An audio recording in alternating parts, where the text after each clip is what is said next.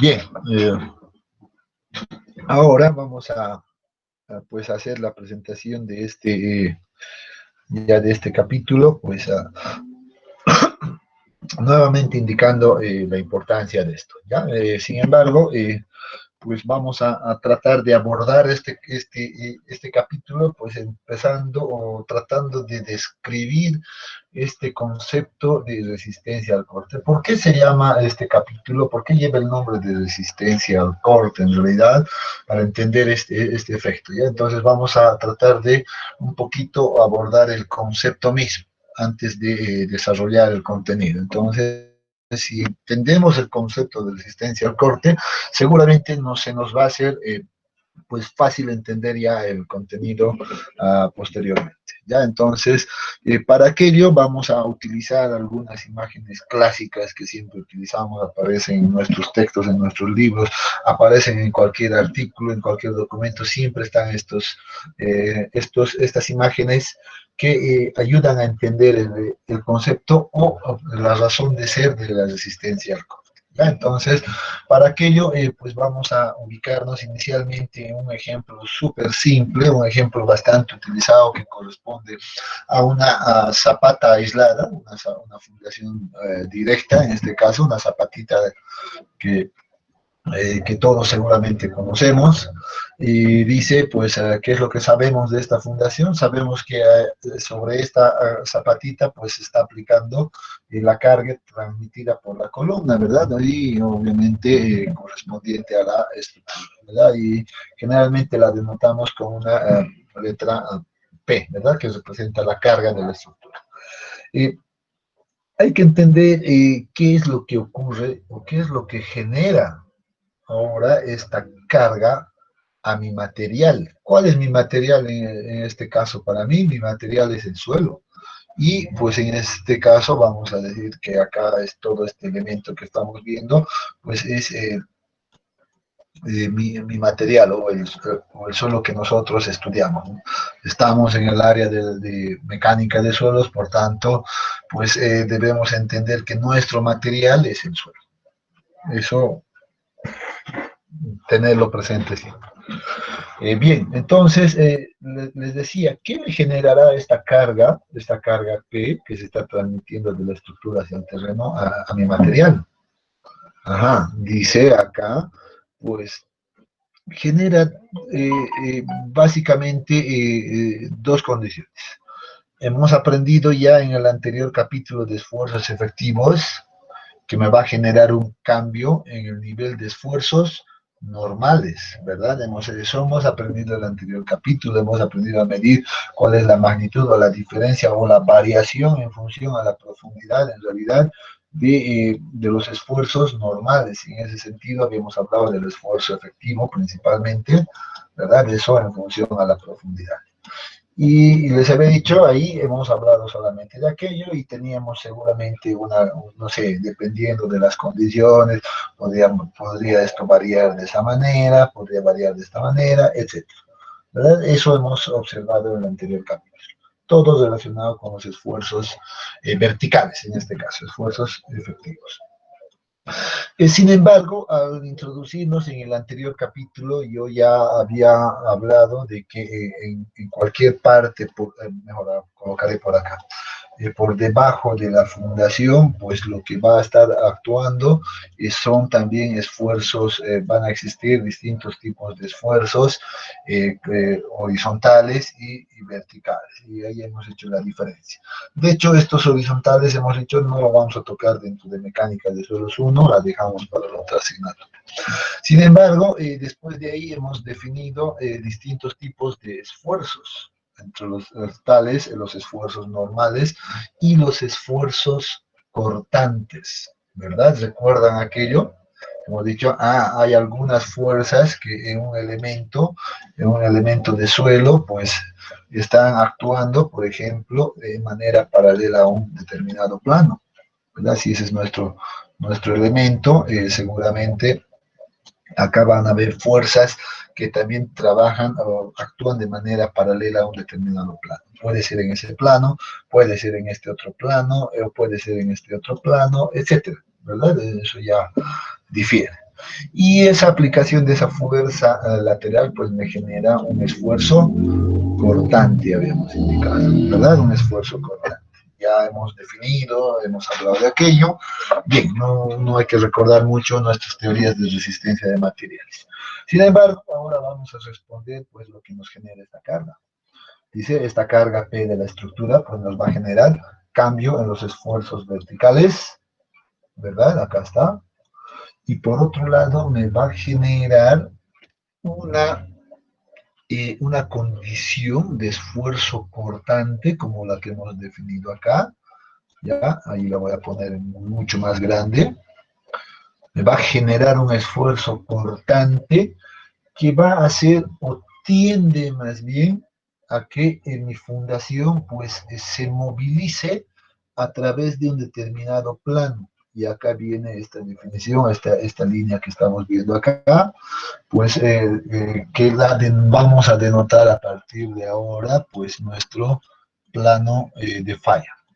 ¿Ya? Entonces, eh, un plano de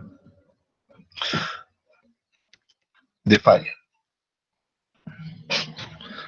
¿Listo? Entonces, eso es lo que me genera cualquier carga.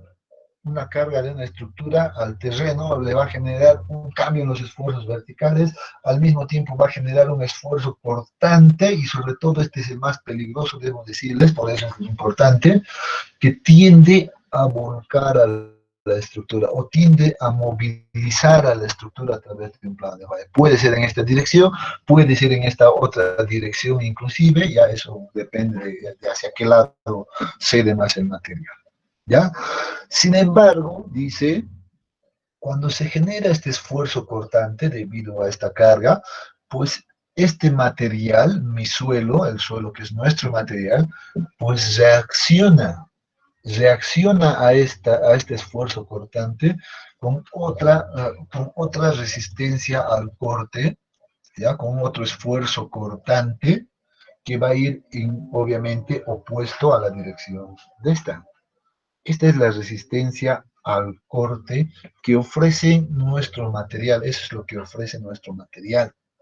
Entonces, de aquí pues uno puede definir fácilmente un factor de seguridad, seguramente, y decir que este factor de seguridad va a ser a la relación entre la resistencia al corte actuante debido a la carga, por tanto lo voy a llamar tau sub A, por tanto acá vamos a notar tau sub A, dividido entre la resistencia que ofrece nuestro material, resistencia o esfuerzo de corte resistente del suelo, que generalmente la llamamos tau sub R.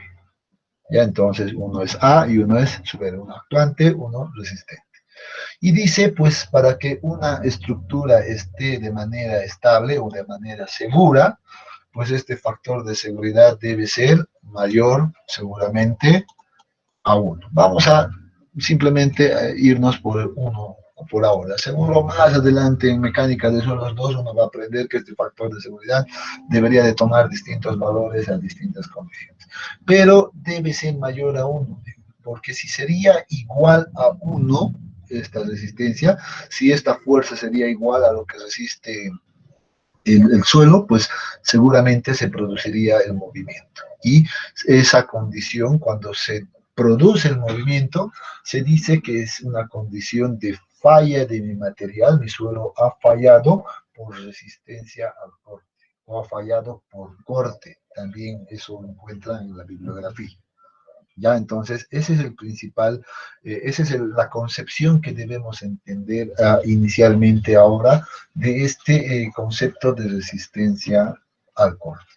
Aplicamos una carga, pues me va a generar también un esfuerzo cortante que tiende a movilizar todo el material a través de un plano de falla, pero el suelo, mi material, resiste a este movimiento, obviamente en dirección opuesta. Por tanto, en este capítulo, pues nosotros aprendemos, dice, aprendemos a calcular esta resistencia que ofrece el material. o por lo menos vamos a aprender a, o vamos a saber cuáles son los principales, las principales propiedades para determinar este esfuerzo cortante. ¿Ya? Eso es lo que debemos entender en este capítulo. Va a estar dirigido entonces este capítulo a la obtención de esta resistencia al corte que ofrece el suelo. ¿Y de qué depende? Muy bien, si me he dejado entender, he tratado de explicar, o tal vez los he confundido más, pero no sé si me han entendido hasta este punto. ¿Qué dicen, jóvenes? Se entiende, Miguel. Genial. Si se entiende eso, eso es bueno. Esa es la filosofía que debemos inicialmente meternos en la cabeza. El suelo, como es un material, había sabido resistir a esfuerzos cortantes. Ahora yo debo conocer de qué dependen estos esfuerzos cortantes y cómo calcular estos esfuerzos cortantes para que después, más en el futuro, cuando ya uno habla de diseño, pues pueda compararlo con este otro esfuerzo cortante y pues verificar si mi estructura va a estar estable o no va a estar estable. De momento no vamos a llegar a esto, claro, solo lo he colocado a modo de que entendamos bien, nos vamos a enfocar en esta parte de acá, nada más. Ya, entonces, ese es el y así mismo podemos pues tomar otros ejemplos, no solo fundaciones, podemos tomar el ejemplo, por ejemplo, de un talud, como en este caso, este es un talud que tiene una determinada inclinación, en este caso igual se produce esfuerzos cortantes debido al peso que este bloque o esta cuña me va a ir generando, ¿verdad? Este es un peso del mismo material que va a tender a movilizar todo este bloque a través nuevamente de un plano de falla como se está observando acá y como nuestro suelo es un material, nuevamente resiste acá, ¿verdad? Entonces va a resistir o se va a oponer a este esfuerzo nuevamente de corte actuante, puede decir. ¿Verdad? Ese es el principio. Y así podemos utilizar más ejemplos, ¿no? El ejemplo de muros de contención, el ejemplo del caso de presas, de todo tipo de estructuras, siempre vamos a tener este concepto de resistencia al corte. ¿Ya? Entonces, simplemente eso para ir entendiendo. Voy a aprovechar de ver esta fotografía. En realidad esta imagen es extraída de ese segundo documento que se les ha proporcionado en el Classroom, por cierto. Entonces en ese documento ustedes van a poder ver un poco más sobre la explicación de esta fotografía que estamos observando. ¿Ya? Sin embargo, voy a hacer un pequeño resumen de qué es lo que significa y cuál ha sido la idea en realidad de este experimento. En realidad, esta fotografía corresponde a un experimento en laboratorio con la idea de observar cuál será, si generalmente el plano de falla pues se muestra como lo que nos dice la teoría. Entonces, ese ha sido el principio de esta fotografía y para aquello, pues lo que han hecho es a través de un gato, en este caso, se le ha aplicado una fuerza normal a, a un suelo, un determinado material, si mal no me equivoco, era una arena limpia, una arena fina, y se le ha ido aplicando un incremento de cargas constante, ¿ya? Entonces, de tal manera que han buscado de que este material en algún momento pues falle por resistencia al corte, que la carga P que nosotros hemos indicado acá pues sea cada vez mayor hasta que sobrepase en algún momento a la resistencia que estuviera ofreciendo este material, la resistencia al corte que ofrece nuestro material. Entonces, esa era la idea. Y en ese sentido, pues se observa en la fotografía que efectivamente el suelo ha fallado por resistencia al corte, entonces ha superado a la resistencia de este material la carga transmitida y si uno observa acá, pues esta es la tendencia de las líneas, observen que estas líneas, bueno, el modelo estaba configurado con ciertas capas de colorante que se colocó a ciertas distancias para observar justamente el movimiento del material, y lo que se observa es que vean que sí, efectivamente se ha movido de esa manera, y si uno pasa la línea como se está observando por acá, pues básicamente observa que lo que la teoría nos indica es correcto, ¿verdad? Que este material se ha movilizado, y vean que acá ya se ha elevado, ha sufrido una elevación de esto, ¿verdad? Está volcándose, en otras palabras, pero se ha movilizado a través de este plano de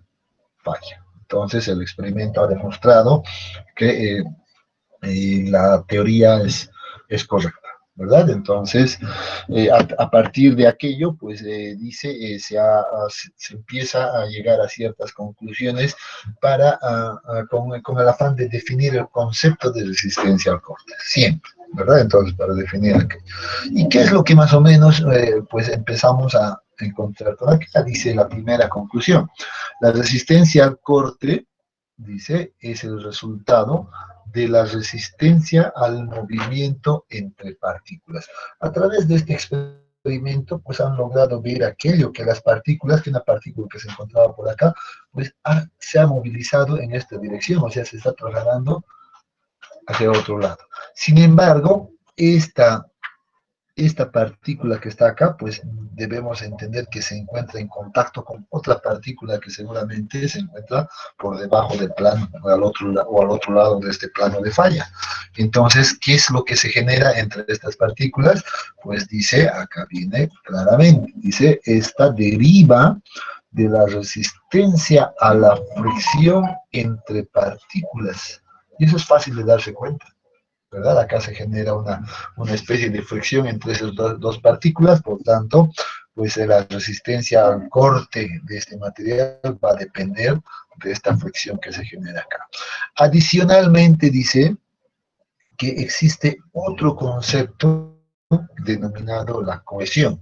Y la cohesión, si recordamos este concepto del capítulo 1, pues es la propiedad que tienen los materiales de mantenerse unidos, ¿verdad? Entonces, ahí también se introduce esta cohesión. Por tanto, esto ya me está llevando básicamente a una definición de resistencia al corte. Ya sé que depende de la resistencia friccional entre partículas, por un lado, y un segundo componente que corresponde a la cohesión de los materiales o de algunos materiales en realidad. Entonces, vean que ya nos vamos acercando. Un poco para ilustrar, digamos, la importancia de este concepto de resistencia al corte, pues tenemos esta fotografía sumamente antigua y pero clásica, que a la fecha se sigue utilizando mucho para explicar el concepto de resistencia al corte.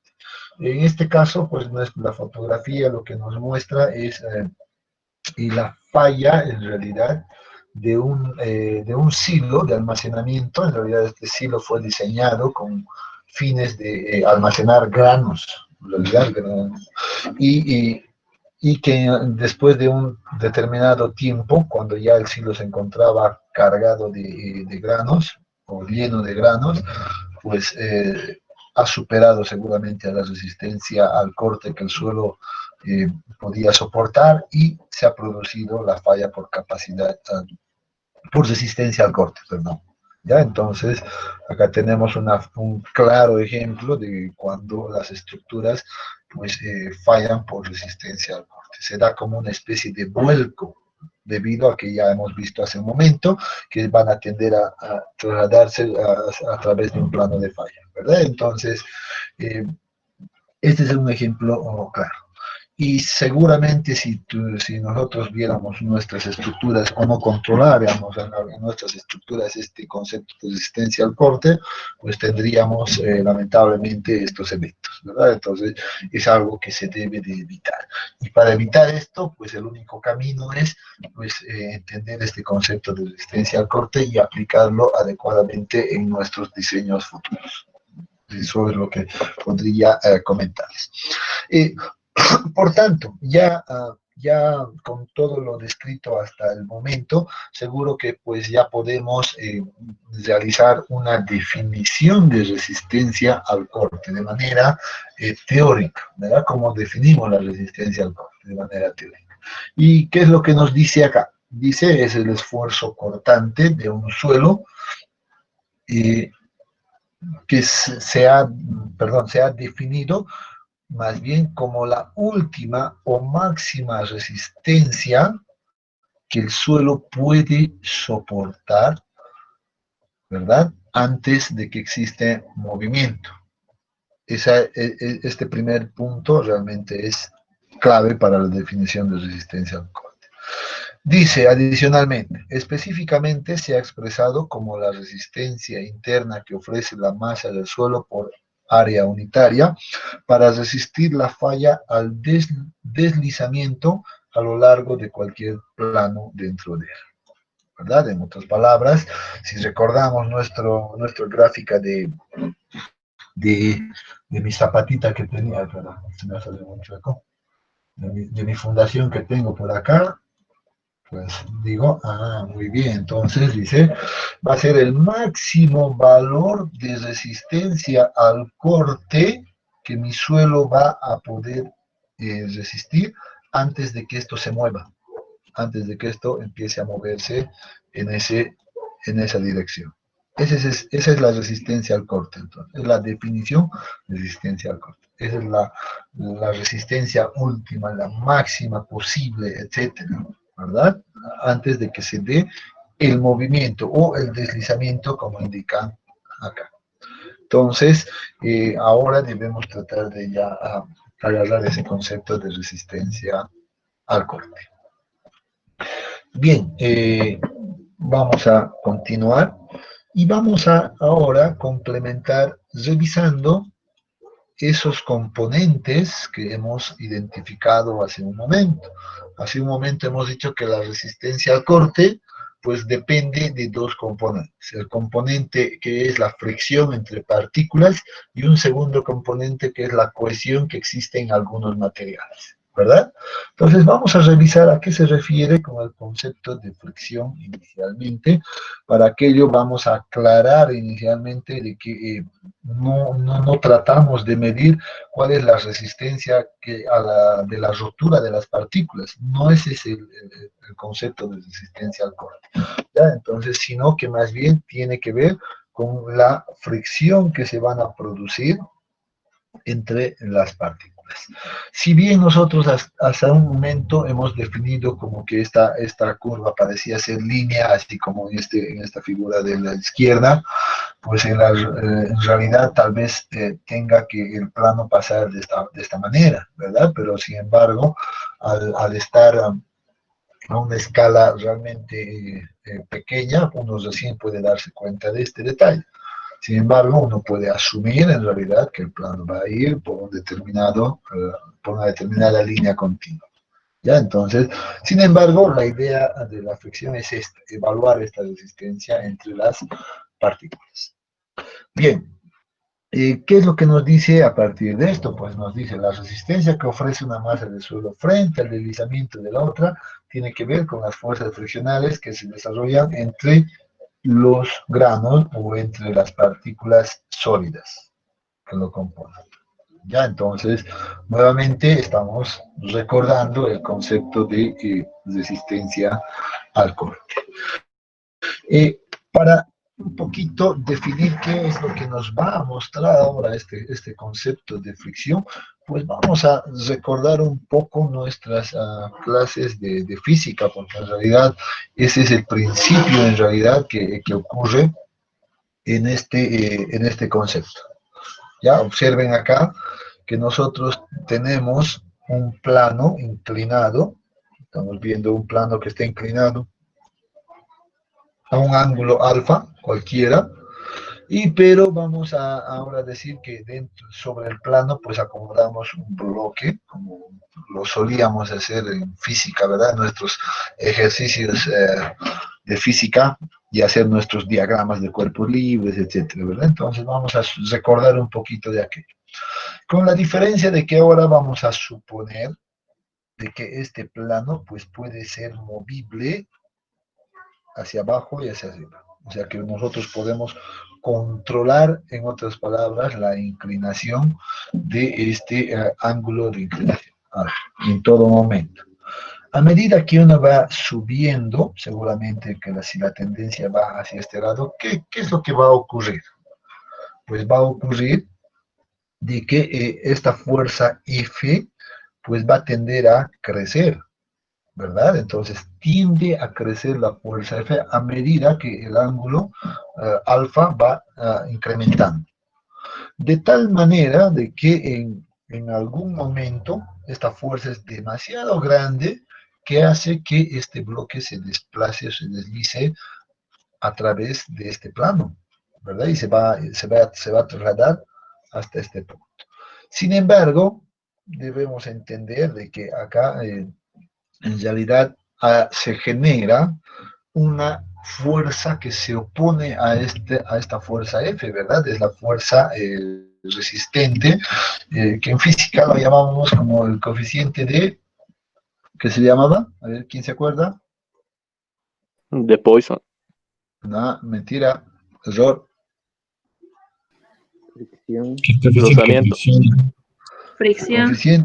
Coeficiente de rozamiento, coeficiente de fricción, etcétera, ¿verdad? Más creo que rozamiento, ¿verdad? Entonces, ese efecto y seguramente uno lo recuerda fácilmente, ¿verdad? Y sin embargo, dice, hagamos hincapié en esto de acá. ¿Qué nos dice? Va a haber movimiento cuando este bloque pues tome un valor de alfa máximo y deberíamos de anotarlo acá. Cuando llegue a un valor a un ángulo de inclinación máximo, pues entonces esta fuerza de acá, esta fuerza F iguala, al menos iguala a la resistencia o a esta fricción de acá, y empieza a darse el movimiento. Entonces, esto puede ser interpretado, en realidad este efecto físico puede ser interpretado igual en los suelos. Este bloque en realidad que está transmitiendo una cierta masa, pues es fácil identificar que en nuestra zapatita, que siempre es bueno poner acá como referencia, pues seguramente también se va a poder.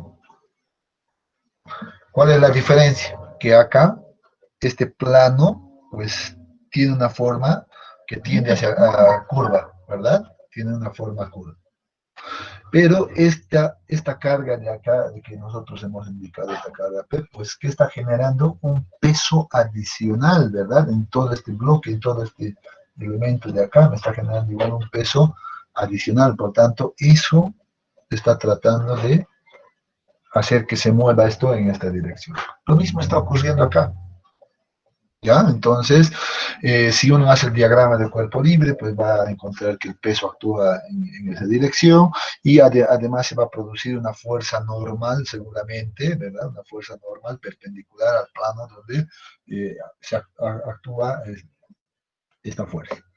Bien, recordando este principio, pues vamos a poder desglosar seguramente de este elemento que la relación de la fuerza sobre la normal es igual a la tangente del ángulo, entendiendo que esta es la inclinación, ¿verdad? Entonces, eso es fácil darnos cuenta. Y acá se reproduce ese ángulo alfa. Si despejamos de acá la magnitud de la fuerza F, que es la que estamos analizando en este caso, pues eso va a ser igual a la fuerza normal, nuevamente multiplicado por la tangente del ángulo. Entonces ya vamos desarrollando ciertas ecuaciones que seguramente nos van a ser útiles.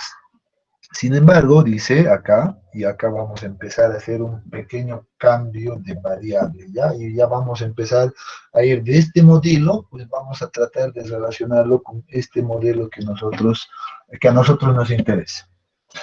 Primera condición que nos dice acá, si la fuerza F es menor a la fuerza resistente, en este caso Fn, para seguir simplemente la nomenclatura, ¿qué es lo que va a ocurrir? Dice, el ángulo alfa, pues es menor a este parámetro phi.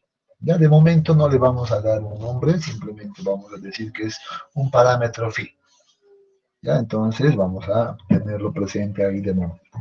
En estas condiciones, dice, no hay movimiento del bloque. O sea, este bloque no se va a mover para nada. O este bloque no se va a mover para nada. Va a seguir estable. Muy bien.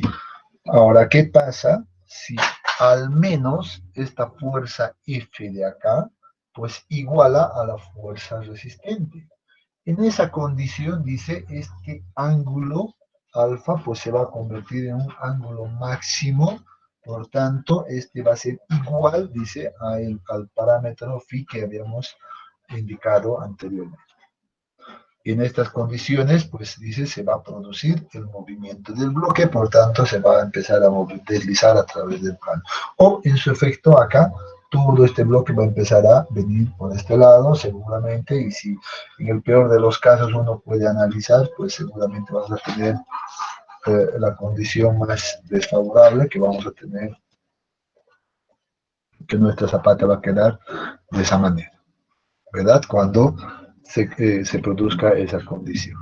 Por tanto, dice, en este caso, la fuerza resistente, en este caso del plano, para nosotros, de nuestro material, pues es igual, dice, a la fuerza normal, a la normal multiplicada por la tangente a este parámetro phi.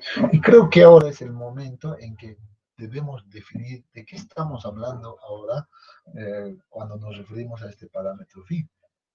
En realidad, este ángulo de acá que hemos dicho, este ángulo máximo, pues se relaciona con una propiedad del suelo, una propiedad de resistencia del suelo que el suelo ofrece y que en la mecánica de suelos, pues la conocemos como el ángulo phi, y es el ángulo de flexión interna, así se llama. Entonces, este ángulo alfa de acá, equivalente a la inclinación del plano, pues es equivalente a este parámetro del suelo, que es el que mide la fricción que existe entre las partículas, entre los dos granos que hemos observado. Es como suponer que si yo hago un super zoom por acá, voy a tener una partícula por acá que está en este plano y tengo otra partícula que está acá y etcétera, ¿verdad? Tengo una acumulación de partículas por acá.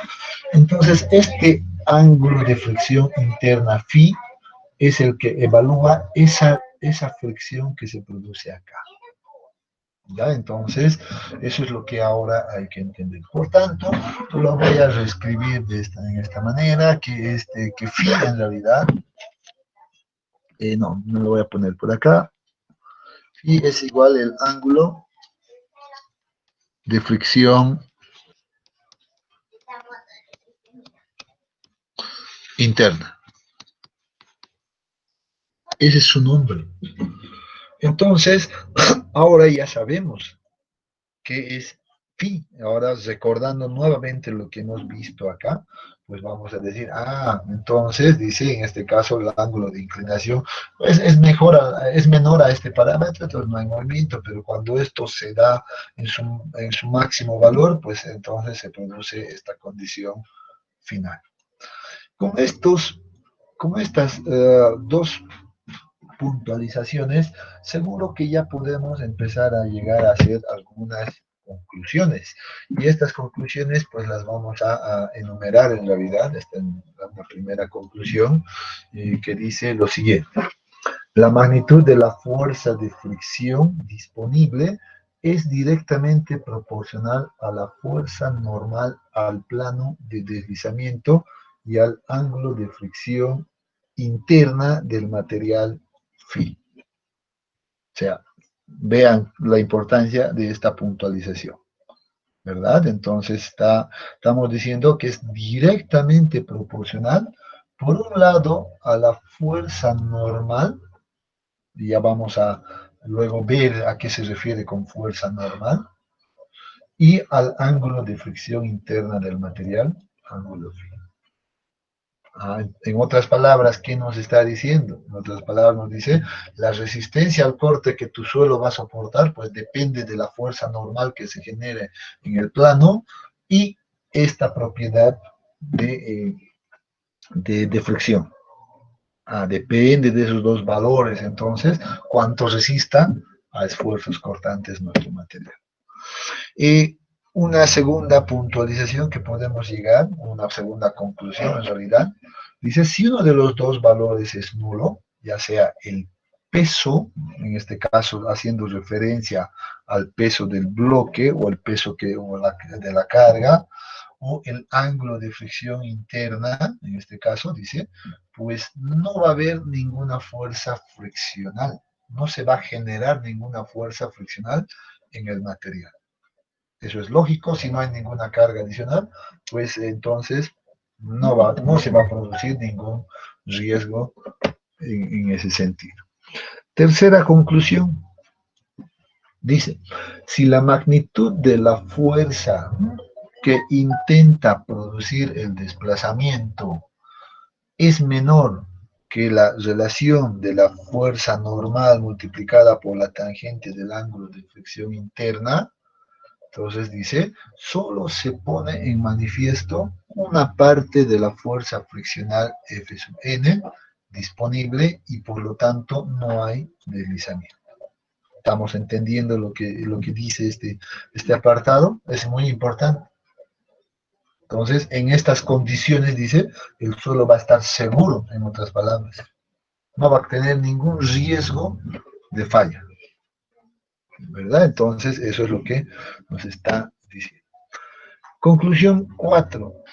Dice, el ángulo de fricción del material, ¿sí?, es el valor límite del ángulo de inclinación alfa, lo que yo había manifestado ya hace un momento, les había puesto alfa máximo inclusive, para que se pierda el equilibrio del bloque y el bloque empiece a moverse.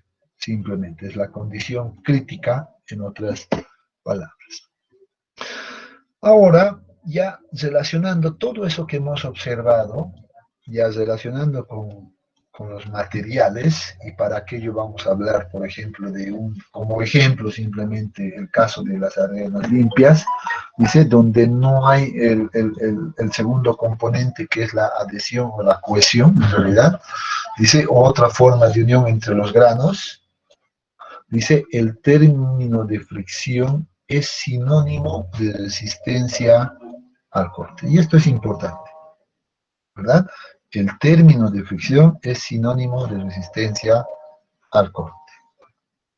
En otras palabras, ¿qué me está diciendo? Ajá, el valor del ángulo de fricción interna, este valorcito para este ejemplo de arenas limpias, pues me va a definir la resistencia al corte. Noten la importancia entonces que va tomando este valor que estoy marcando, el ángulo de fricción interna, ¿no? Entonces se le está pasando toda la responsabilidad en realidad de la resistencia al corte a este parámetro. Estamos centralizándonos ya o concentrándonos en este parámetro, ¿verdad? Entonces, ahí viene ya la importancia de ciertos parámetros y por tanto, muy importante. Por tanto, una vez que hemos ya puntualizado y deducido estas conclusiones, pues vamos a retomar a nuestra ecuación que habíamos quedado en la anterior diapositiva, donde decíamos que la fuerza generada en el bloque era igual a la normal por la tangente del ángulo de fricción interna, ¿verdad? Para estas condiciones hemos dicho qué pasa si ahora nosotros dividimos ambos términos entre el área donde está actuando esta fuerza. Por tanto, ¿qué es lo que vamos a tener? Sabemos que esta fuerza es paralelo al plano de falla, por tanto, si esa es la condición, pues esto seguramente va a ser un esfuerzo cortante. Y si esta es normal o es perpendicular al plano donde se produce esto, y dividimos entre el área, esto será un esfuerzo normal o un esfuerzo vertical, ¿verdad? Entonces, de esa manera, pues llegamos a la conclusión de que a partir del concepto de fricción, en realidad, de este concepto de fricción, la resistencia al corte que mi material va a resistir es igual al esfuerzo, en este caso normal, ¿verdad? Por esta definición, que se produce en un determinado plano, multiplicado por la tangente del ángulo de fricción interna, que es este elemento o esta propiedad. Por eso acá habíamos dicho, ¿verdad?, que esta magnitud es directamente proporcional a la fuerza normal, acá está la fuerza en términos de esfuerzo, y el ángulo de fricción del material, que era este valor. Entonces, noten la ecuación, ¿verdad? Entonces, ya estamos entonces encontrando una ecuación que me va a medir la resistencia al corte, ¿verdad? O el esfuerzo al corte de mi material. Entonces, para aquello voy a tener que conocer, dice, este componente, el esfuerzo normal, y el ángulo de fricción interna, que es la propiedad del material. Con eso yo puedo conocer cuál va a ser la magnitud de la resistencia al corte de nuestro material.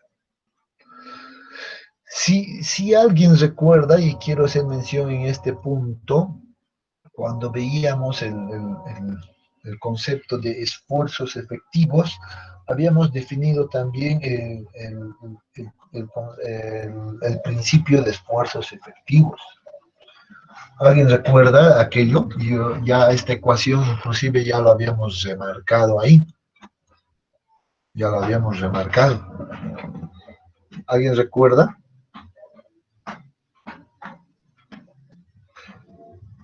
¿Cuál es el principio de los esfuerzos efectivos? Esta pregunta de examen. Siempre colocamos en los exámenes. Es el esfuerzo total menos la presión de poros. Esa es la ecuación que me sirve para calcular el esfuerzo efectivo. Pero ¿cuál es el principio del esfuerzo efectivo? ¿Quién recuerda?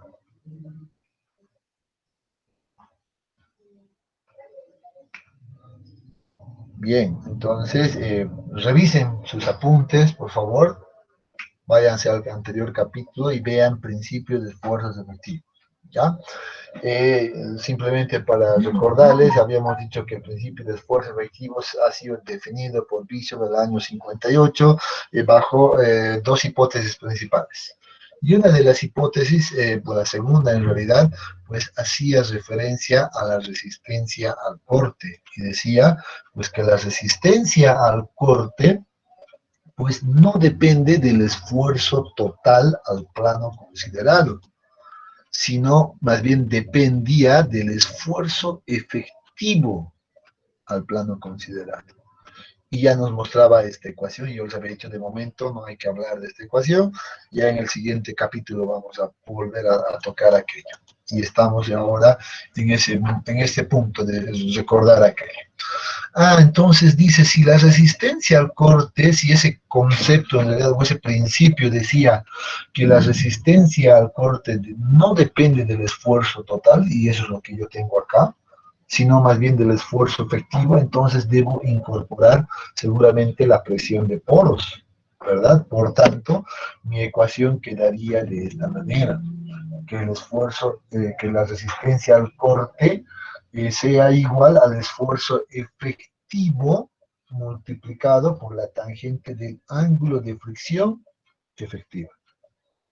Entonces, esta sería en realidad mi ecuación final, considerando únicamente el concepto o la componente friccional, o el concepto de fricción, por cierto. Si yo solo considero este componente de fricción, pues mi resistencia al corte que mi suelo me va a ofrecer es igual a esto, o debería calcularlo con esta ecuación. Ese es el punto que debemos tener claro. ¿Ya? Entonces, muy bien, entonces, recordando lo que ya el compañero dijo hace un momento, el esfuerzo efectivo es igual a la relación del esfuerzo total menos la presión de poros. Esto debo incorporarlo seguramente dentro de esta ecuación. Bien, entonces con esto hemos concluido, digamos, ya el análisis del concepto de fricción y ya hemos llegado a una ecuación inicial que me va a medir la resistencia al corte que el suelo va a soportar. Nos vamos a ir a desarrollar rápidamente ahora el concepto de cohesión. En el concepto de cohesión, pues vamos a decir que el principal fenómeno que acá afecta es este efecto de capilaridad, por lo cual se genera una fuerza de tensión superficial, como estamos viendo acá, una tensión superficial que provoca una resistencia adicional al esfuerzo cortante, denominada cohesión. Y ese es el concepto que algunos materiales presentan. Y dice, este concepto o esta cohesión generalmente depende del contenido de humedad. Mientras más húmedo esté el material, probablemente la cohesión sea mayor. Entonces, ahí tenemos una explicación clara. Para irnos rápidamente, vamos a tratar de poner el ejemplo inicialmente del caso de una arena. Vamos a decir, si tenemos una arena inicialmente seca, en este caso, completamente seco, como estamos viendo este caso, pues si hay ausencia de agua, pues acá no tenemos ninguna cohesión, ninguna fuerza de tensión superficial que atraiga a estas dos partículas. Por tanto, la cohesión en este caso, o este componente de cohesión, debería de ser igual a cero. No hay nada. Sin embargo, dice, si ahora este mismo material la humedecemos o la saturamos con agua, y le ponemos, ya lo humedecemos, dice, si vamos a tener ya el caso de arenas húmedas, pues dice acá se va a generar unas fuerzas de tensión atractiva entre las partículas, generando una unión, acá una unión, y la vamos a poner con el nombre de unión débil en realidad, ¿ya? Conceptualmente podemos decir que es una unión débil, que no es muy fuerte, ya no hay muy, por el área mismo que estos se conectan, entonces la unión no es muy fuerte, pero ya se genera una cierta cohesión, una resistencia por cohesión. Sin embargo, al ser débil en la práctica de la geotecnia, a veces es conveniente no considerar este concepto de cohesión para suelos arenosos. Entonces es preferible decir, en arenas, pues puedo decir que la cohesión es igual a cero. Eso sí, puedo decir. Pero ¿qué pasa ahora? Y voy a borrar ahora, si hablamos del otro grupo de materiales que son los suelos finos, y en este caso nos vamos a hacer referencia, por ejemplo, a las arcillas, y vamos a decir qué pasa en las arcillas. Estos suelos se caracterizan en realidad por tener una forma de este tipo, alargadas. Y además es una forma alargada, pero y muy fina, que tienen forma de escamas, que cuando se unen dos partículas de arcilla, pues toman una fuerza de atracción realmente fuerte, de tal manera que acá se genera una unión, vamos a decir, bastante fuerte. Hay una fuerza de tensión superficial acá, pero tremenda, que si uno quisiera separar estas partículas, pues le va a costar demasiado, en otras palabras. ¿Recuerdan el ensayo por hidrometría? Les había dicho que para separar a las partículas de arcilla o los finos en general, pues utilizamos un componente químico que es el hexametafosfato de sodio, ¿verdad? Para poder romper esta unión fuerte en realidad, porque simplemente con el agua no pueden separarse. Entonces, ¿verdad? Entonces, eso nos muestra que acá hay una cohesión, una propiedad de cohesión bastante fuerte. Por tanto, en suelos finos o en suelos arcillosos sobre todo, pues dice, la resistencia al corte, pues debe incorporar este componente de cohesión que a partir de ahora la vamos a bautizar con la letra C, como estamos observando en esta ecuación. Por tanto, tenemos ahí ya este componente C. Noten que este C en realidad es una resistencia adicional que se va colocando al componente friccional. Acá noten que esto no es más que ya lo que hemos visto anteriormente que correspondía al componente de fricción. Esto era igual al esfuerzo efectivo multiplicado por la tangente del ángulo de fricción interno, ¿verdad? Entonces acá esta cohesión va a ser algo adicional. Y como estamos hablando del principio de esfuerzo efectivos, pues esto debe ser también igual en unas condiciones efectivas como se está mostrando acá. Y esta sería la ecuación general para determinar o estimar la resistencia al corte de los suelos. ¿Cuánto va a resistir mi material a esfuerzos constantes?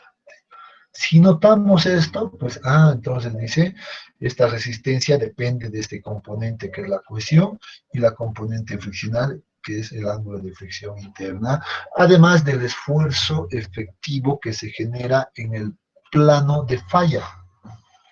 Entonces, muy bien, entonces acá tenemos ya una ecuación que nos va a servir para calcular aquello. Y este es nuestro objetivo de este capítulo. Si observamos ahora esta ecuación, ¿qué es lo que observamos? ¿Sabemos calcular el esfuerzo efectivo en cualquier condición, en cualquier lugar? Seguro que sí. ¿Qué es lo que nos falta conocer para, en este caso, para poder, no sé, determinar la resistencia al corte del suelo? Saber cómo se determina la cohesión, saber cómo se determina el ángulo de fricción interna, y ahí está el problema. Por tanto, en este capítulo deberíamos enfocarnos a la determinación correcta de estos dos componentes. ¿Hasta acá alguna pregunta?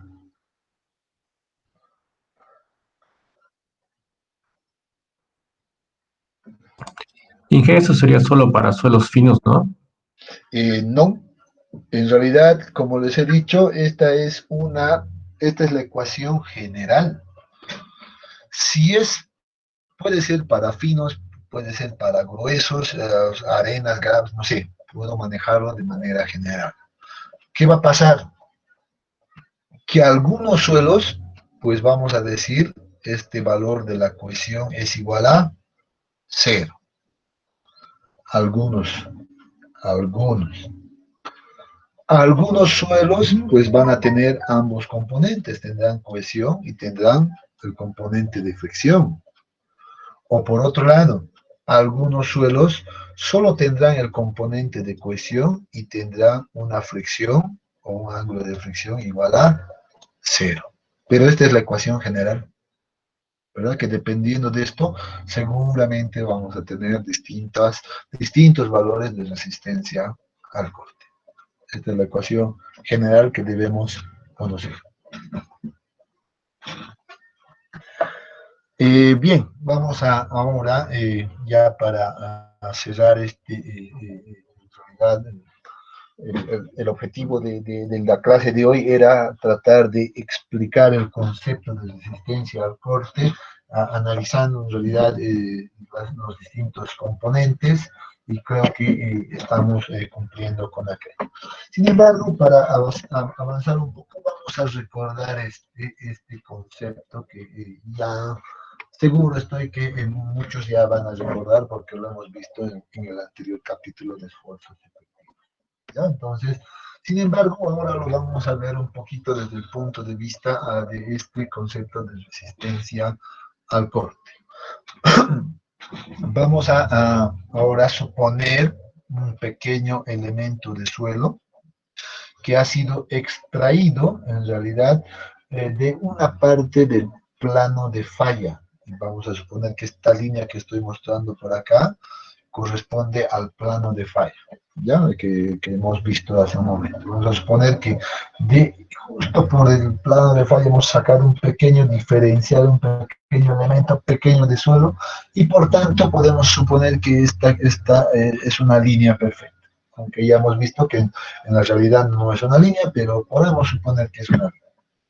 ¿Ya? Entonces, de tal manera que dice ahora acá podemos definir la inclinación del plano de falla con la horizontal como un ángulo θ. Por cierto, esto sí, no hay que confundir, este es un ángulo θ, ya que es diferente, no es igual al ángulo φ que hemos estado observando como ángulo de fricción interna. ¿Ya? El ángulo θ es la inclinación del plano de falla, algo que vamos a ir remarcando.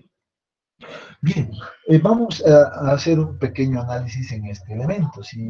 Como ya sabemos, pues en cualquier elemento de suelo que nosotros queramos estudiar, pues van a estar actuando acá esfuerzos en esta dirección, esfuerzos en esta dirección, o en todas las direcciones, en otras palabras, ¿verdad? Ahora vamos a simplemente con el afán de hacer un mejor análisis, vamos a tomar este pequeño elemento A, B y D de acá, que es todavía un elemento mucho más pequeño que este elemento de acá, y vamos a analizar sobre esto.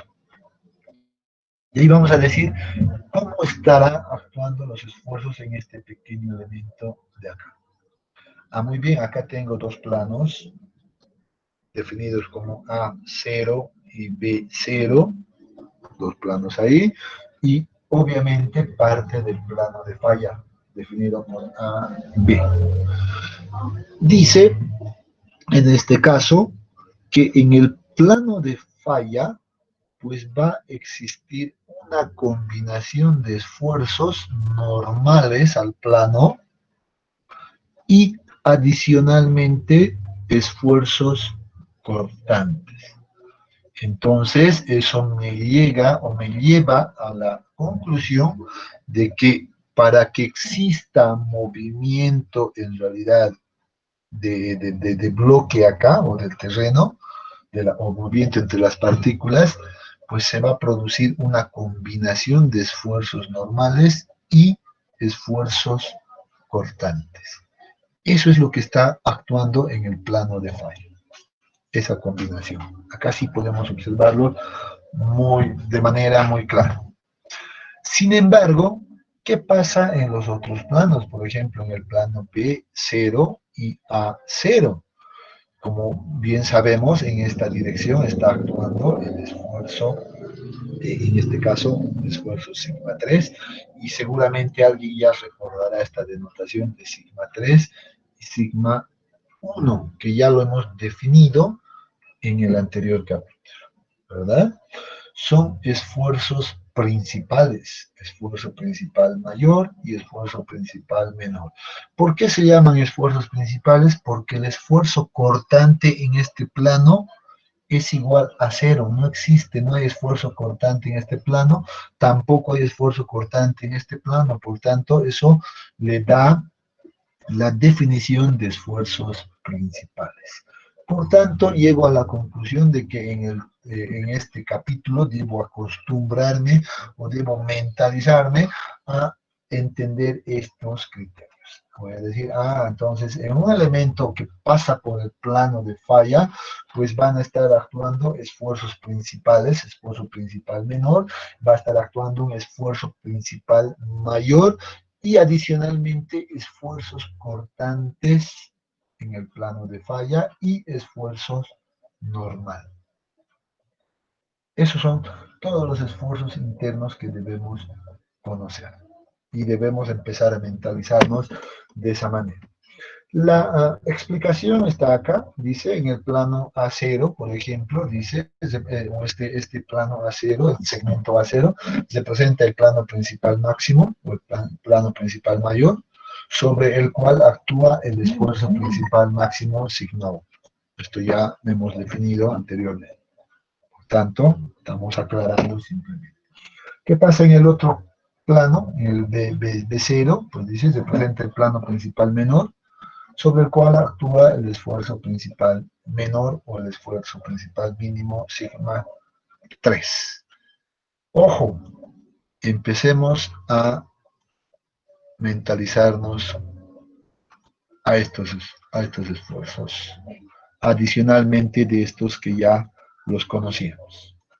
¿Ya? Entonces, mucho ojo para este capítulo. Es muy importante estos esfuerzos principal mayor y principal menor. Bien, si tienen alguna consulta acá, hasta acá vamos a quedar el día de hoy, ya mañana continuamos.